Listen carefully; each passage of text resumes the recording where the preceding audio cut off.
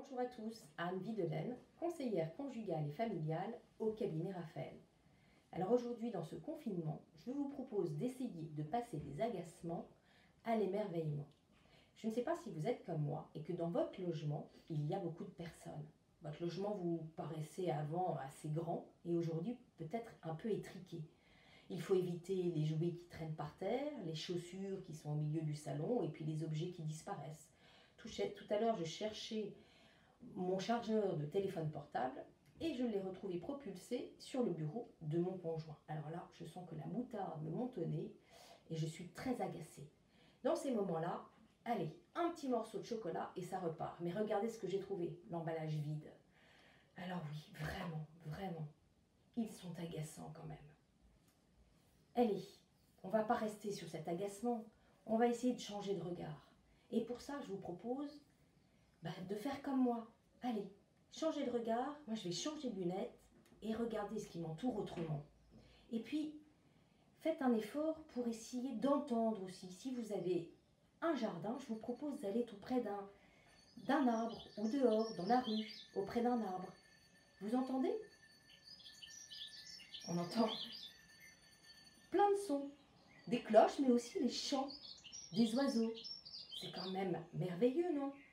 Et puis, ouvrez les yeux, regardez, faites comme moi, regardez toutes ces couleurs de printemps, toutes ces fleurs, c'est merveilleux. Alors faites la même chose par rapport aux personnes qui vous entourent et redécouvrez-les sous un autre regard. Votre conjoint comme un trésor. Alors vous allez me dire que le trésor il est enfoui dans le coffre-fort et que vous avez perdu soit la combinaison, soit les clés. Allez, faites un effort, prenez le temps de le redécouvrir. Et vos enfants, même chose, prenez le temps. Regardez votre dernier aujourd'hui, il a bien réussi son exercice de maths tout seul. Et votre second, vous n'êtes pas émerveillé quand il vous ramène ses dessins? Quant à votre aînée, regardez, elle est devenue une belle jeune fille. C'est merveilleux. Peut-être que comme moi, vos enfants sont devenus adultes et vous les découvrez aussi autrement. Ils ont plein de choses à vous apprendre. Hier, j'ai eu droit à une nouvelle recette de cuisine. Un autre m'a donné des astuces par rapport au développement durable. C'est quand même merveilleux, non? Alors que j'avais terminé cette vidéo, je reçois une vidéo sur le confinement, une maîtresse d'école qui demande à des élèves de donner le nom des 7 merveilles du monde. Puis elle se rend compte qu'une petite fille ne répond pas. Donc elle insiste, et vous savez ce que la petite fille répond?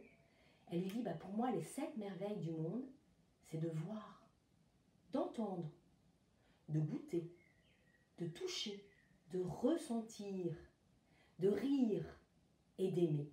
Allez, je vous propose de faire la même chose. Prenez le temps de goûter, de toucher, de voir, d'entendre, de ressentir, de rire et d'aimer. Et je vous souhaite une bonne suite de confinement dans l'émerveillement.